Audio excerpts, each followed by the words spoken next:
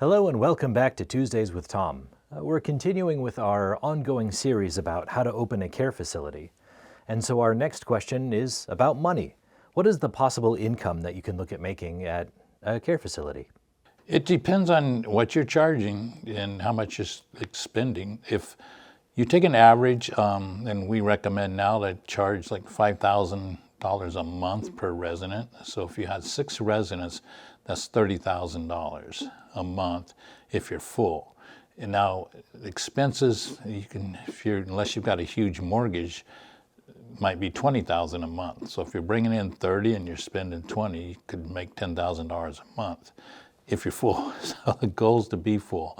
So you've got to do a good job. You got to have a nice building, and you got to do some marketing. You got to do some networking, or you can use placement agencies.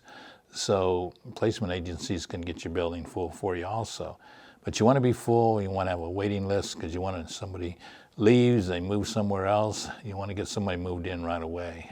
And you can do quite well with it. If you're only half full, you're not going to do so good. But have a nice facility. We recommend putting a big screen TV on the wall in the residents' rooms. Have a ceiling fan with a remote so they don't have to stand on their bed to turn the fan on and off. Put in ground molding. Paint the place with some color. There's colors besides white, trust me. Like going to all these buildings, everybody paints everything white. Get some nice colors that look nice in the room, and then your facility will look better than other facilities. Have nice bathrooms, it's important to them.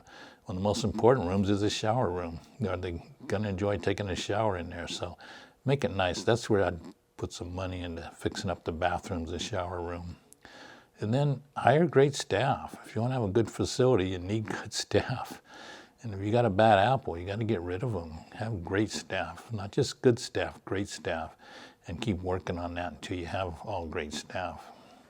So what happens if you have more than 6 beds? What do you need to do that's different? Things change a lot when you go more than 6 beds. It isn't you can't do it. 1, it's expensive, and 2 is you've got to get it approved for more than 6.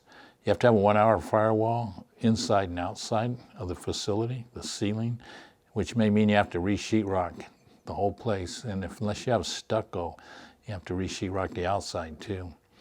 You need 2-hour fire doors. You have to have a fire sprinkler system, which is putting sprinkler heads in throughout the whole building.